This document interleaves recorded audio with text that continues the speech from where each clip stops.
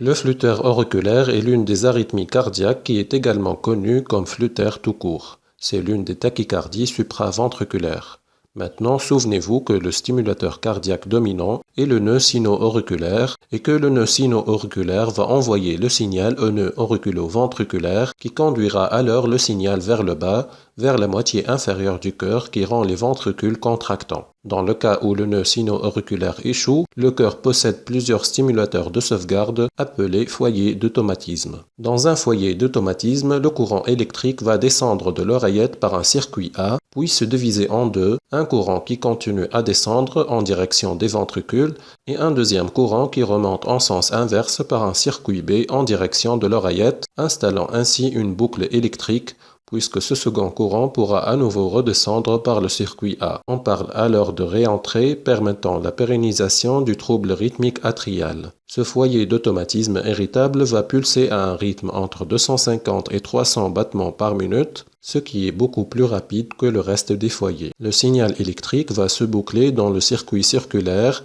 et se retourner à nouveau, et encore, et encore, et encore, tout en ignorant le nœud sino-auriculaire. C'est ce qu'on appelle une macro-réentrée. Cela provoque donc l'atrium de se contracter à une fréquence entre 250 et 300 battements par minute. Chaque fois que le signal va tourner en boucle, il va se propager vers le nœud auriculo-ventriculaire. Et rappelez-vous, le nœud auriculo-ventriculaire, c'est ce qui conduit le signal vers le bas, c'est-à-dire vers la moitié inférieure du cœur, et provoque la contraction des ventricules. Donc vous pourriez penser qu'à cause de cela, les ventricules vont aussi se contracter à une fréquence entre 250 et 300 battements par minute. Mais en réalité, les ventricules se contractent généralement à un rythme plus lent, autour de 150 battements par minute. Et pourquoi? C'est parce qu'il y a un mécanisme intégré dans le nœud auriculo-ventriculaire appelé période réfractaire, permettant de filtrer et ne laissant pas passer l'intégralité des signaux. Après que le nœud auriculo-ventriculaire ait conduit le signal vers la moitié inférieure du cœur, il y a une fenêtre de temps également connue comme la période réfractaire où le nœud auriculo-ventriculaire ne peut pas battre à nouveau même s'il reçoit le signal pour le faire. Donc c'est un peu comme un mécanisme de sauvegarde pour empêcher le nœud auriculo-ventriculaire de se surcharger, ce qui empêchera alors les ventricules de se contracter trop rapidement. D'autres tissus ont cette période réfractaire aussi. En effet, il existe deux types de flutteur atrial. Le flutteur typique commun, le plus courant, causé par un seul circuit de réentrée autour de l'anneau de la valve tricuspide de l'oreillette droite, qui tourne généralement dans le sens anti-horaire. Si on l'observe au niveau du ventricule à travers cet anneau, dessinant votre œil ici, vous verrez la veine cave supérieure, la veine cave inférieure et le sinus coronaire. Dans ce cas, un tissu de cette zone, appelé l'isthme cavo-tricuspide,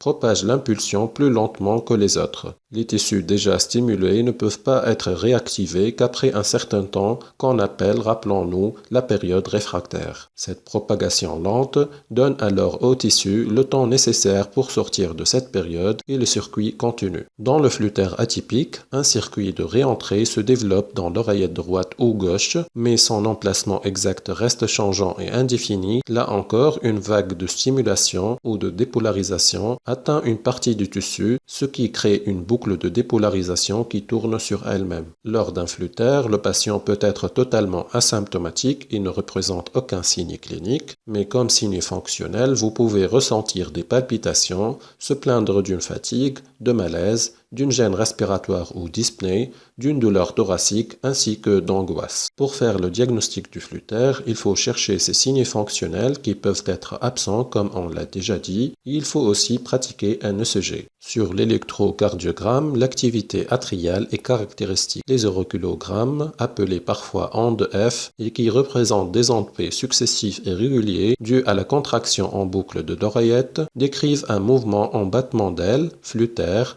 rapide et régulier, sans retour à la ligne isoélectrique. Leur fréquence est comprise, comme on l'a déjà dit, entre 250 et 350 fois par minute. La fréquence ventriculaire spontanée est généralement moitié moindre, de façon typique à 150 par minute, en raison d'un bloc fonctionnel 2 à 1 à l'entrée du nœud auriculo-ventriculaire. Les ondes F sont diphasiques avec négativité prédominante dans les dérivations D2, D3 et VF. Elles réalisent un feston ininterrompu en dents de scie ou en toit d'usine et se raccordent avec les QRS au-dessus de la ligne de base. En V1, les ondes F sont de polarité positive et nettement séparées par un intervalle isoélectrique. En V6, la polarité est négative alors qu'en D1 et VL, les ondes F sont à peine visibles. La fréquence des QRS varie et peut être rapide en cas de conduction 1 à 1, ce qui signifie que chaque onde F est suivie d'un complexe QRS. Elle peut aussi être lente, par exemple la conduction 4 à 1, donc chaque 4 ondes F sont suivies par un complexe QRS, et ou irrégulière, par exemple la conduction 3 à 2 puis 7 à 3, en raison de la conduction décrémentielle observée lors de la traversée du nœud auriculo-ventriculaire spontanément ou en cas d'imprégnation médicamenteuse,